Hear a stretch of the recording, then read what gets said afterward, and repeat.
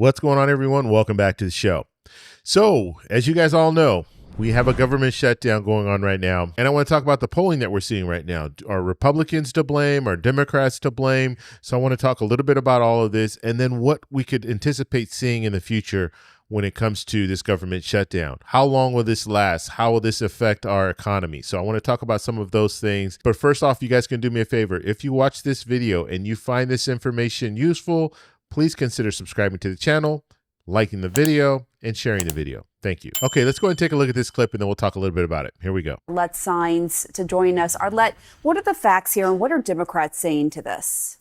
Well, really right now, what we are hearing from both Speaker Mike Johnson and Democratic leadership is them engaging in this messaging war over who is to blame for this current shutdown. What Republicans are arguing is that they believe that any negotiations about extending those expiring Obamacare subsidies, which is really central to Democrats' arguments and demands, that those discussions can't happen until the government is reopened. And as Speaker Johnson pointed out, they believe that this is an issue that can be handled a little bit later down the road. Those subsidies are set to expire on December 31st at the end of the year. So what Republicans like Speaker Johnson are arguing is Democrats need to reopen the government and allow the work to continue to negotiate for actual negotiations to begin about how to extend or possibly reform those enhanced Obamacare subsidies. But Democrats, meanwhile, are arguing that those conversations need to happen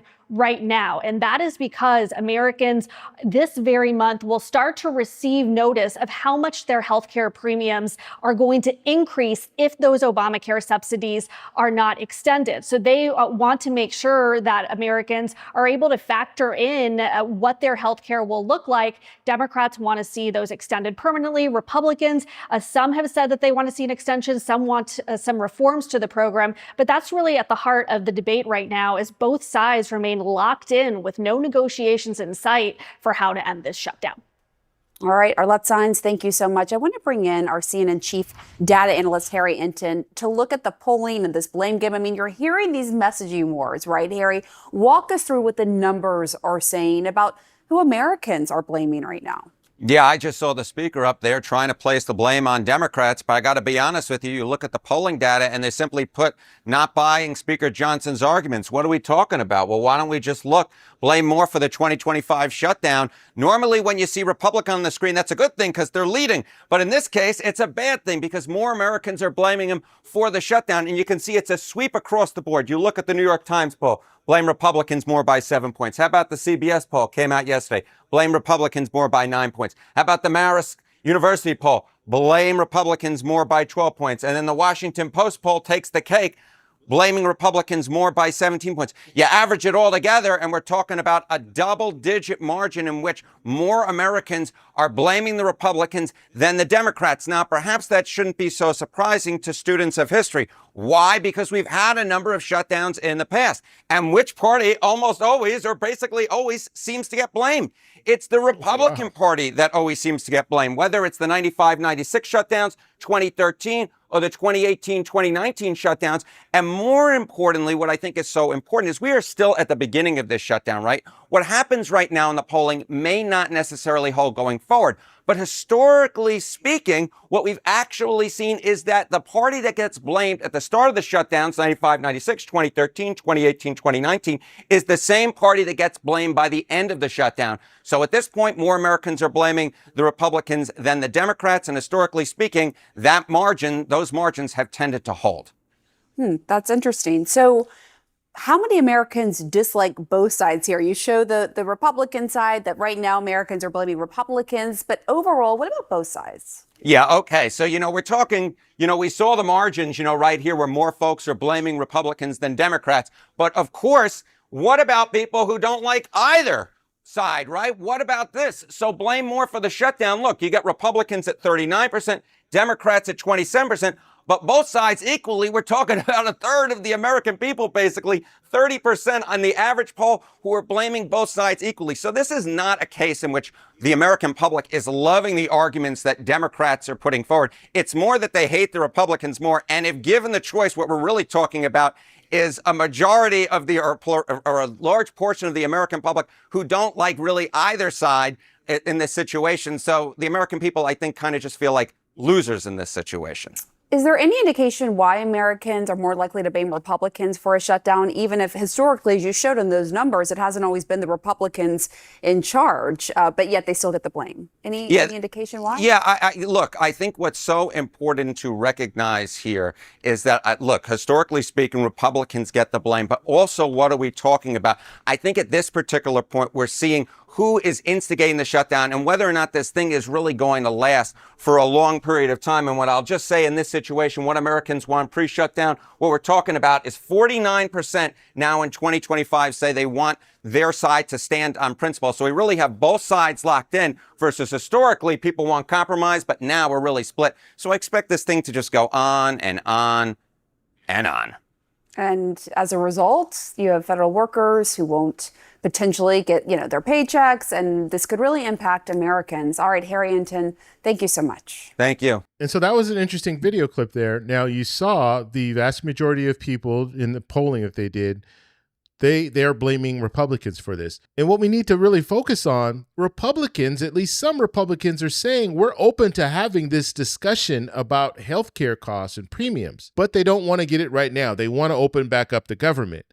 But the problem with that is if you are willing to negotiate in the future, why not negotiate now? Because Democrats have said that this is their red line. And so if you want to get the government back open, this is the way that you can do it. If Republicans are already saying we're open to negotiating in the future, why not do it now so we can open up the government and you can move forward? And I think Democrats are holding firm because they know that if they say, okay, let's just open back up the government and we'll negotiate about health care later, they'll never get to later.